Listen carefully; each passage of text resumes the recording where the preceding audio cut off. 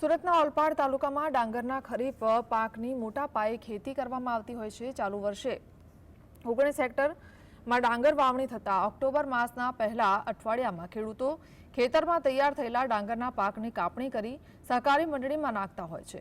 ચાલુ સિઝનમાં પણ તાલુકામાં રેકોર્ડ બ્રેક પાક તૈયાર થતા કાપણીના સમયે સતત થયેલા વરસાદે ખેતરોમાં પાણી ભરાતા ડાંગરનો પાક પલળી જતા તેની માઠી અસર ડાંગરની આવક પર પણ પડી છે।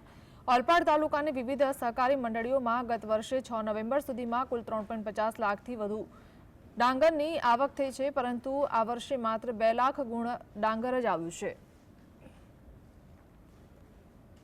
વર્ષે જે પાછોતરો વરસાદ પડવાના કારણે અમારા ઓલપાડ તાલુકામાં સૌથી વધુ ડાંગરનું ઉત્પાદન થાય છે।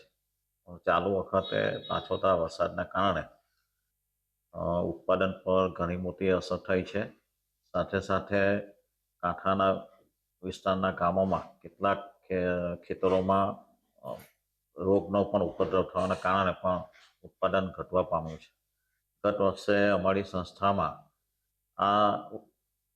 આ દિવસો દરમિયાન 3,38,000 ગુણીની આવક થવા પામી હતી, જેની સામે ગઈકાલ સાંજ સુધીની અમારી સંસ્થાની અંદર 2,59,000 ગુણીની આવક થવા પામી છે।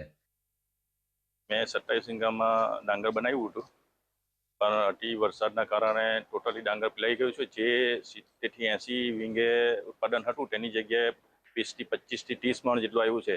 એટલે આ વર્ષે એટલો બધો નુકસાન થયું છે ખેતીમાં કે એનો ખર્ચો પણ નીકળી જવાનો મુશ્કેલ